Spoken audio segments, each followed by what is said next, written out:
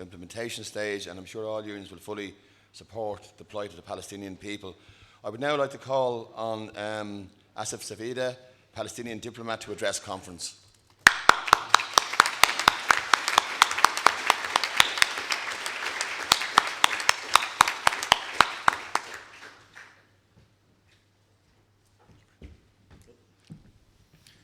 Mr. President, brothers and sisters, it's a great privilege for me to be with you this morning, and I would like to begin by expressing Palestinian political gratitude to Irish society. Irish public opinion was among the first in the world, and surely the first in Europe, to listen, understand, and sympathize with our cry for freedom out of captivity and bondage. To that, I would like to express our gratitude. As you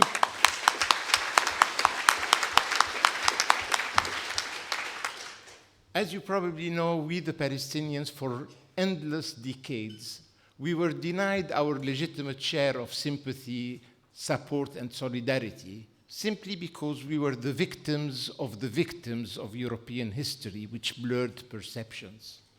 Israel, Mr. President, was supposed to be an answer to what is called the Jewish question.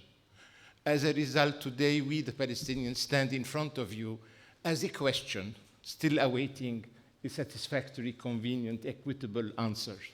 And we have become unreasonably reasonable.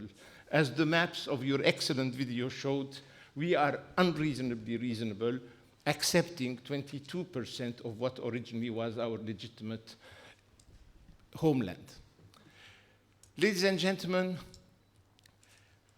I don't belong to the optimistic school of thought that promises victory and salvation to the oppressed. I believe, alas, history is a cemetery of oppressed people who remained oppressed until they vanished into historical oblivion. Today, the political challenge, the moral dilemma in the Middle East is the following. We either today have one people too many, we the Palestinians, or we have a state which is missing and needs to be created.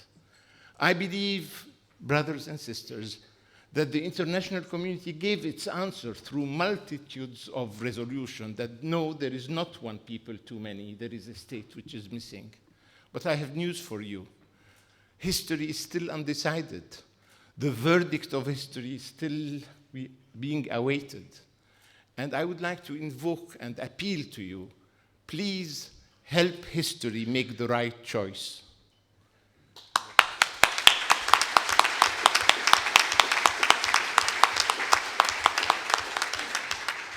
How is the situation today seen through Palestinian eyes? Alas, the Nakba, the catastrophe, is not a frozen moment that has happened sometime in 1948.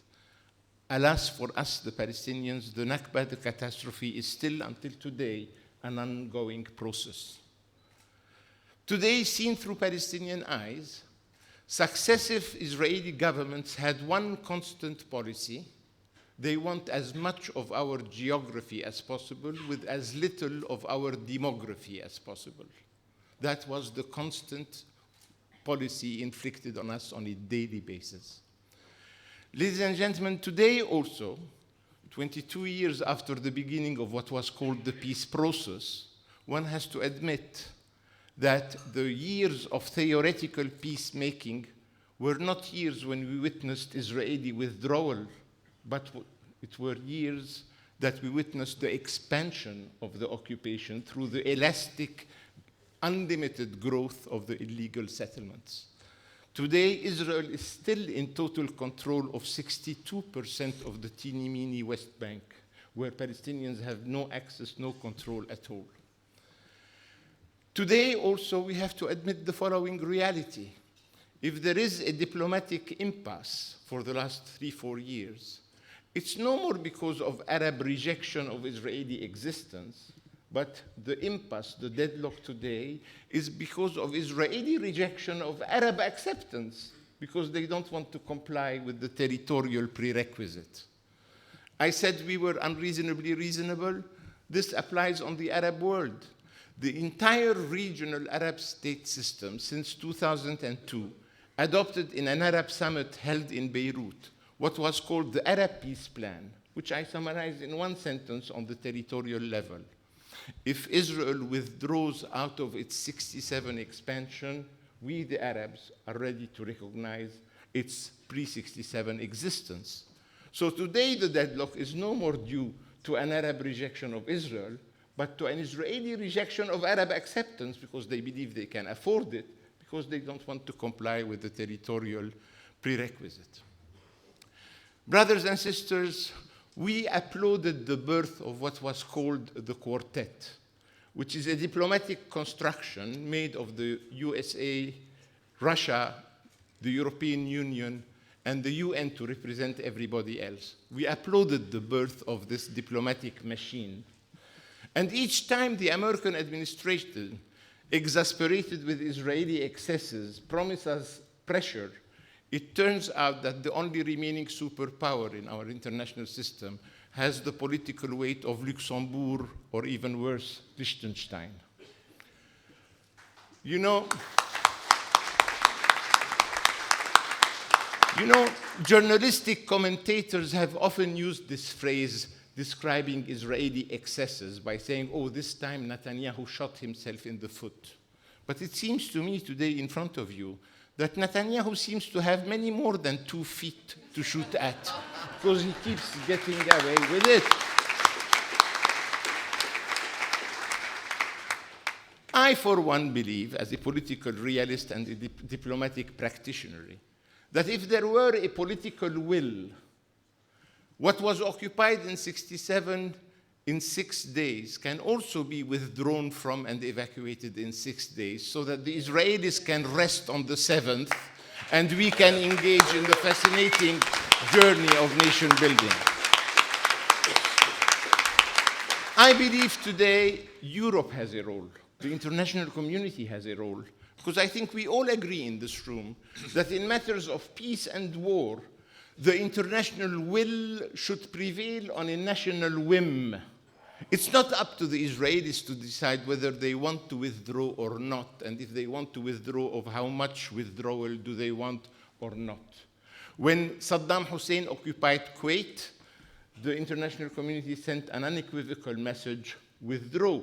They didn't say to the Iraqi government or people, conduct a referendum to see if you're willing and how much. Now the answer was to say it's because Kuwait has oil. Well, I have news for you. We too happen to have oil, olive oil.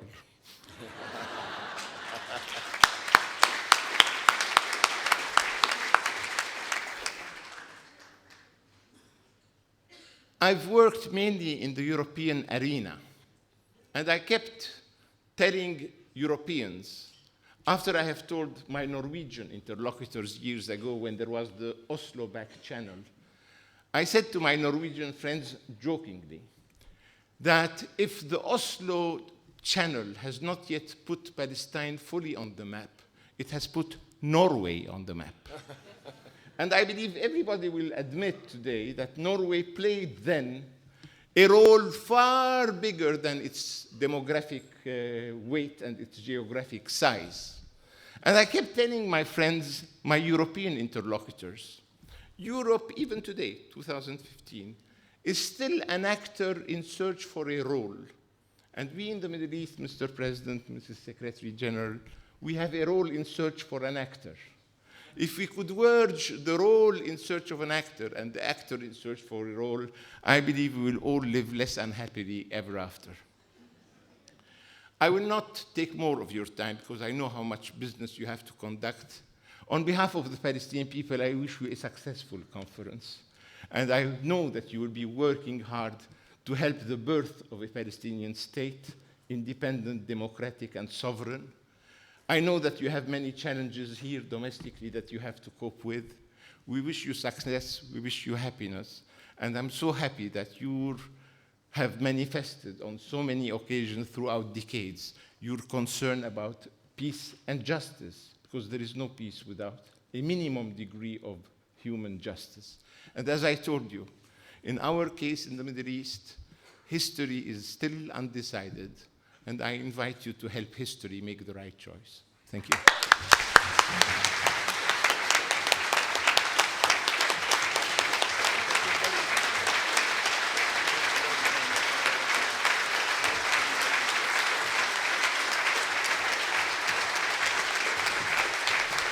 with your permission, I would like also to kiss Patricia. Can I?